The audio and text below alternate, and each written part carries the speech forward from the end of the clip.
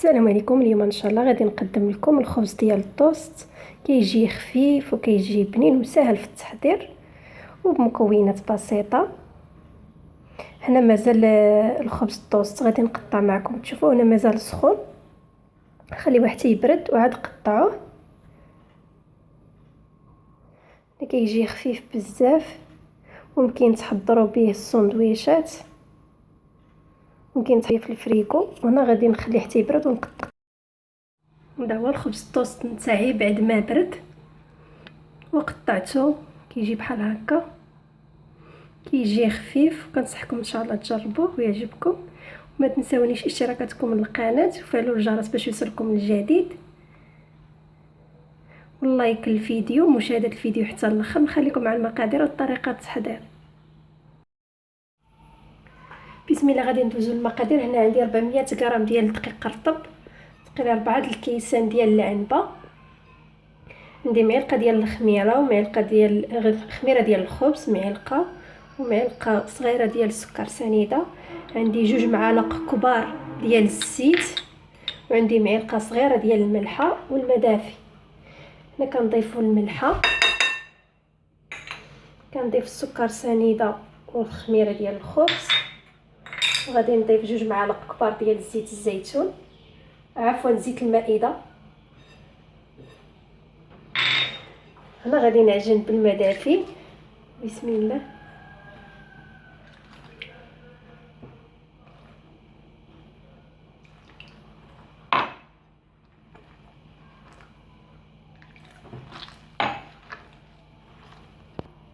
هنا العجينه نتاعي كنعجنها ما تكونش قاصحه وما تكونش خفيفه، يعني كتكون ما بين وبين.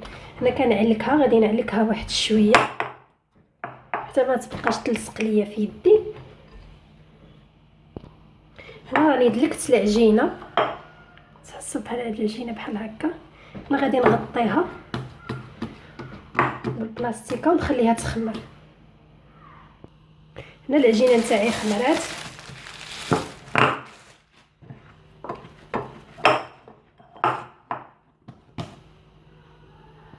هنا غادي نشكلها، غادي نطلقها على شكل مربع بحال هكا.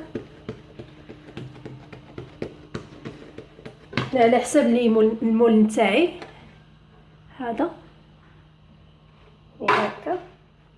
كنحاول نلفها بحال هذا الشكل.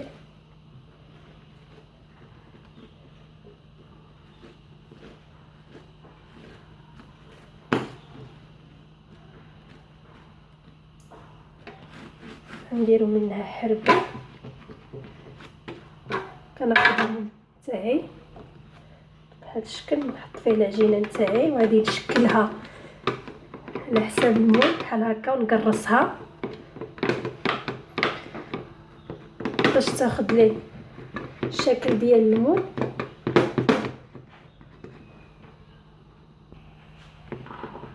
هنا لبست العجينه نتاعي المول وشكلتها بحال هذا الشكل على حساب المول بحال هكا. دابا غادي نغطيها ونخليها تخمر. هنا الخبز الطوست نتاعي خمر بحال هكا. هنا غادي ندخلو الفران، الفران يكون سخون، ندخلو الخبز الطوست ونقصولو ونخليه يطيب على خاطرو. هذا هو الشكل تاع الخبز نتاعي ديال الطوست، خرجته من الفران صحاب مر كيطلع بحال هكا. هنا غادي نغطيه وغادي نخليه حتى يبرد. هذا هو الخبز الطوست نتاعي بعد ما برد، قطعته يجي بحال هكا، يجي خفيف. كنتمنى ان شاء الله تجربوا ويعجبكم، وشكرا والسلام عليكم ورحمه الله تعالى وبركاته.